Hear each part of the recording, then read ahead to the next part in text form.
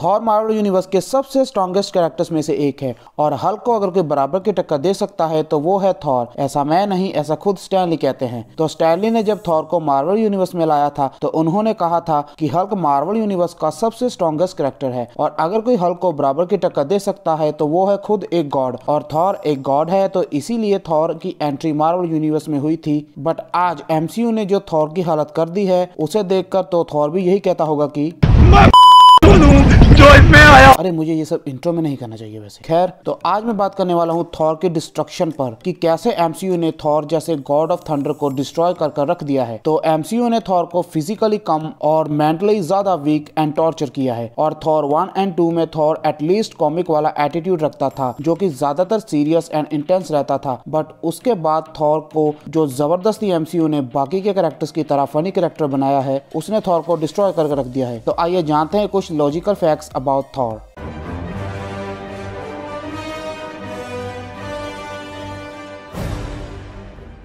Number 1, attitude. सबसे पहला Thor का पॉइंट निकल कर आता है उसके इंटेंस एंड सीरियस एटीट्यूड का। थॉर एक गॉड ऑफ थंडर है और गॉड्स कभी भी फनी नहीं होते और कॉमिक्स में तो थॉर एक बहुत ही सीरियस एंड इंटेंस एटीट्यूड रखने वाला कैरेक्टर था। और थॉर में एटीट्यूड हो भी क्यों ना, वो गॉड होने के साथ साथ एसगार्ड एंड 9 रियम्स का किंग भी है। बट एमसीयू ने थॉर को जबरदस्ती एक फनी कैरेक्टर बनाकर थॉर की इंटेंस पर्सनैलिटी को खत्म कर दिया है। हालांकि थॉर 1 और 2 तक थॉर का इंटेंस एटीट्यूड हमें साफ साफ दिखता था और इन दोनों मूवीज में थॉर अगर कुछ फनी भी करता था तो एक इंटेंस एटीट्यूड के साथ ही करता था जो कि उसे साफ साफ एक किंग होना दिखाता था। बट एज ऑफ अल्ट्रॉन में हमें थॉर का यही सीरियस एटीट्यूड थोड़ा लूज होता हुआ नजर आया। मतलब हद से ज्यादा तो नहीं बट काफी नजर आया। और जब थॉर के माइंड के साथ वांडा खेलती है तो थॉर को एसगार्ड का डिस्ट्रक्शन दिखाई देता है और वहां से थॉर फिर से सीरियस हो जाता है। और यहाँ तक तो थॉर अपना serious comic accurate attitude carry करता था। बट इसके बाद थॉर रैग्नारोक में थॉर के कैरेक्टर को जबरदस्ती फनी बना दिया गया ताकि लोगों को थॉर मूवी पसंद आए, क्योंकि थॉर 1 और 2 दोनों ही मूवीज ऑडियंस को कुछ खास पसंद नहीं आई थी क्योंकि वो मूवीज की स्टोरी लाइंस थॉर के सीरियस एटीट्यूड को फॉलो करती थी। तो इसी कारण थॉर 3 को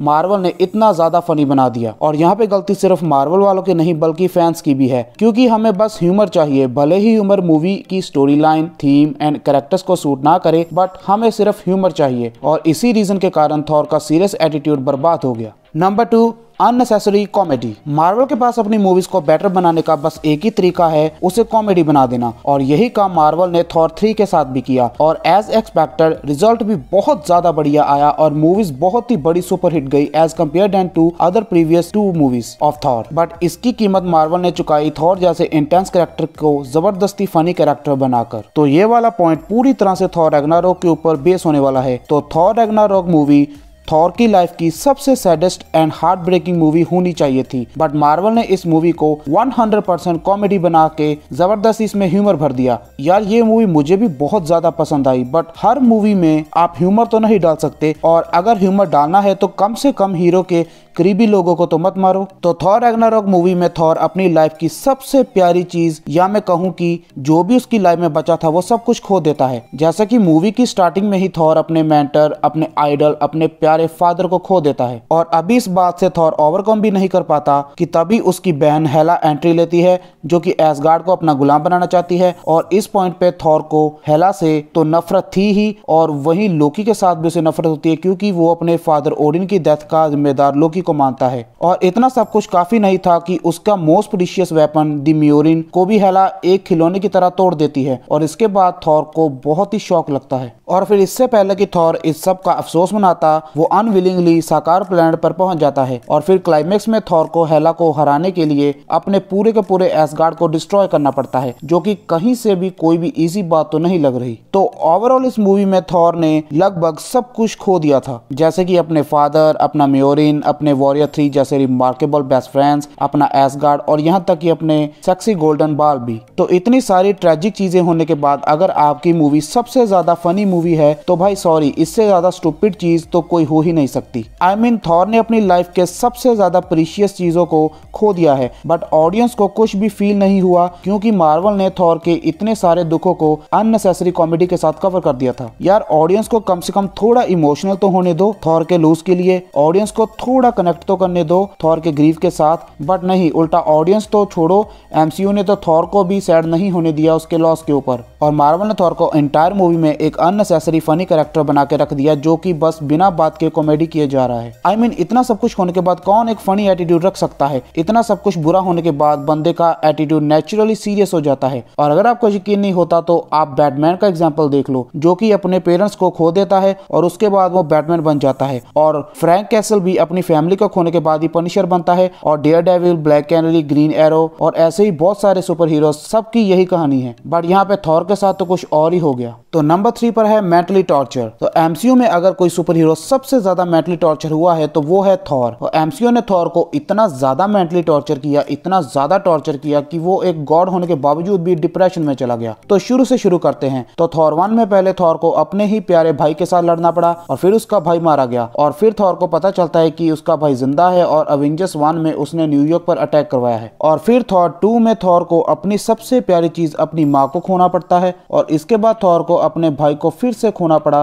और फिर थॉर 3 में थॉर को पता चलता है कि उसका भाई अभी भी जिंदा है और ओडिन बनकर एसगार्ड पे राज कर रहा है। और फिर जब फाइनली थॉर को अपने फादर ओडिन मिल जाते हैं तो थॉर की आंखों के सामने ही उसके पिताजी चल बसते हैं। और जाने से पहले वो थॉर को बताते हैं कि उसकी एक बहन भी है जो एसगार्ड को अपना गुलाम बनाना चाहती है और ओडिन ने उसे बंदी बनाकर रखा था। और ये सब सुन के बिजली के देवता को डबल बिजली का झटका लगता है। और फिर हेला आते ही थॉर के मोस्ट प्रीशियस वेपन म्योरिन को तोड़ देती है, जिससे कि थॉर को बहुत बड़ा झटका लगता है और वो अपना पूरे का पूरा कॉन्फिडेंस लूज कर देता है। और फिर इसके बाद थॉर अपने वॉरियर्स 3 जैसे बेस्ट फ्रेंड्स को भी खो देता है। और हेला को मारने के लिए थॉर को पूरे के पूरे एसगार्ड को डिस्ट्रॉय करना पड़ता है। और फिर थॉर सोचता है कि अभी सब कुछ ठीक हो जाएगा, तो तभी उस वक्त वो जामुनी बैंगन थैनोस टपक पड़ता है। और आते ही थैनोस थॉर की आंखों के सामने आधे एसगार्डियंस के साथ थॉर के best friend Heimdall and Thor के ब्रदर लोकी को मार डालता है। और इसके बाद थॉर सिर्फ और सिर्फ बदला लेने के लिए जीता है। और इसके बाद जब थॉर थैनोस को मारने वाला होता है तो थैनोस चालाकी से चुटकी बजा देता है और हाफ वर्ल्ड की पॉपुलेशन को वाइप आउट कर देता है। और इस चीज का थॉर के मन पर बहुत डीप इंपैक्ट पड़ता है। और इसके बाद जब अवेंजर्स इन्फिनिटी स्टोन लेने जाते हैं थैनोस के पास से, तो वहां भी उनके हाथ कुछ नहीं लगता। और थैनोस को मारने के बाद भी थॉर को सेटिस्फेक्शन नहीं मिलती। और फिर थॉर फाइनली डिप्रेशन में चला जाता है। और फिर थॉर गॉड थॉर से ब्रो थॉर बन जाता है, यानी कि बहुत मोटा बन जाता है और पूरी तरह से डिप्रेशन में चला जाता है और बस शराब के नशे में डूबा रहता है। तो अभी आप ही सोचो, जिस बंदे ने अपनी लाइफ में इतना कुछ खो दिया हो वो डिप्रेशन में तो जाएगा ही जाएगा। और इसी कारण थॉर एमसीयू का सबसे स्ट्रॉन्गेस्ट सुपर हीरो से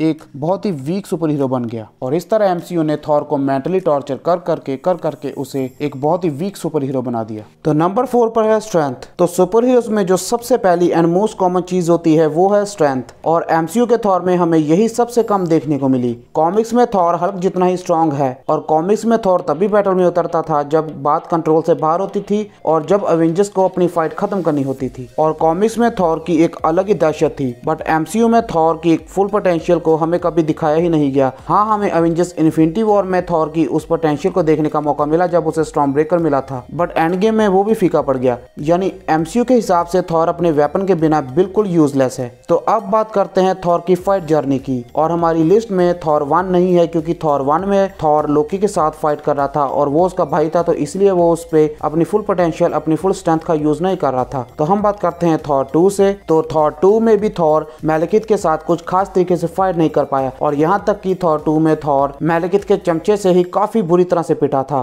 और बिना लोकी की हेल्प से वो उसे कभी भी हरा नहीं पाता। और क्लाइमैक्स में भी मैलेकिथ के साथ थॉर की कुछ खास फाइटिंग नहीं हुई थी और जितनी भी फाइटिंग हुई थी उसमें मैलेकिथ ने ही थॉर को धोया था, जिससे हमें पता चलता है कि थॉर मैलेकिथ से भी वीक था। तो अब बात करते हैं थॉर 3 की। तो माना कि हेला बहुत ज्यादा स्ट्रांग थी, बट थॉर भी थॉर है, द गॉड ऑफ थंडर, और थॉर किसी से भी कम नहीं है। जो हल्क को बराबर की टक्कर दे सकता है उसके लिए हेला किस खेत की मूली है। और सबसे यूजलेस एंड घटिया सीन जो मुझे लगा था वो था थॉर रैग्नारोक में जब ग्रैंड मास्टर थॉर को एक चेयर के साथ बांधकर कप्स के साथ बांध देता है और थॉर अपने आप को उस कप से फ्री भी नहीं कर पाता, हालांकि वो एक गॉड है। आई मीन लिटरली एक गॉड अपने आप को एक फुद्दू सी हथकड़ियों से और एक चेयर से फ्री नहीं कर पाया। और गॉड ऑफ थंडर को एक इलेक्ट्रॉनिक डिवाइस से इलेक्ट्रिक्यूट किया जा रहा है। I mean what the F is going on here. यार ये सब क्या चल रहा है हमारे एमसीयू के थॉर के साथ। थॉर इतना वीक कब से हो गया यार। और वहीं कई लोग डिबेट करते हैं कि थॉर सुपरमैन से ज्यादा पावरफुल है और थॉर को सुपरमैन के साथ कंपेयर करते हैं। एंड टू बी ऑनेस्ट, मैंने सुपरमैन को बिना क्रिप्टोनाइट के कभी भी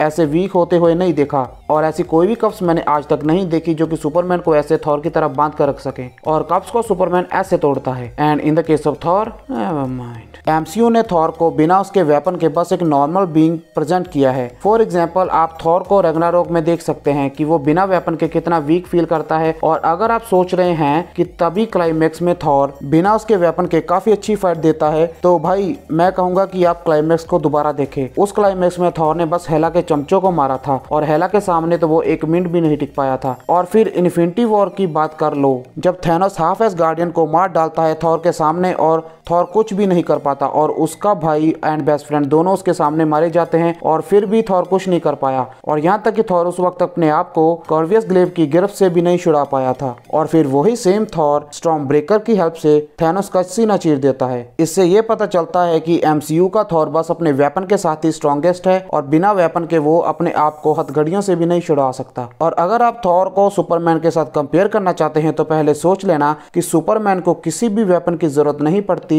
डीसी के सबसे बड़े सुपर विलन डार्कसाइड की बैंड बजाने के लिए। सुपरमैन खुद ही एक वेपन है। और वहीं दूसरी तरफ थॉर को एक वेपन की जरूरत पड़ी थैनोस को बराबर की टक्कर देने के लिए। और एंड गेम में तो थॉर अपने वेपन के साथ भी थैनोस का सामना नहीं कर पाया, उल्टा उसी का वेपन के साथ थैनोस उसे मारने वाला था और मार भी देता अगर कैप्टन अमेरिका बीच में ना आते तो। सो आई थिंक इस पॉइंट से आप सबको क्लैरिफाई हो गया होगा कि एमसीयू का थॉर कितना ज्यादा वीक है और कैसे एमसीयू ने थॉर को इतना ज्यादा वीक बनाकर रखा है, जो कि कॉमिक्स के बिल्कुल अगेंस्ट है। And despite the fact of that Thor वाकई में एक गॉड है। सो ये थे वो कुछ लॉजिकल पॉइंट्स जो मैंने स्पॉट करे हैं through out the journey of Thor in MCU. और एमसीयू अपने हर एक कैरेक्टर के साथ ऐसा ही करता है, उसे फनी बनाकर डिस्ट्रॉय कर देता है। और ऐसे एमसीयू सिर्फ सुपर हीरोज के साथ ही नहीं बल्कि सुपर विलन्स के साथ भी करता आ रहा है। और अगर आप लोग चाहते हैं कि मैं इस पे भी एक वीडियो बनाऊं, so let me know in the comment section. और यार मुझे भी मार्वल बहुत ज्यादा पसंद है और मैंने यहाँ पे एक्टर को क्रिटिसाइज नहीं किया है बल्कि कैरेक्टर को क्रिटिसाइज किया है। So if you feel anything offensive then please forgive me.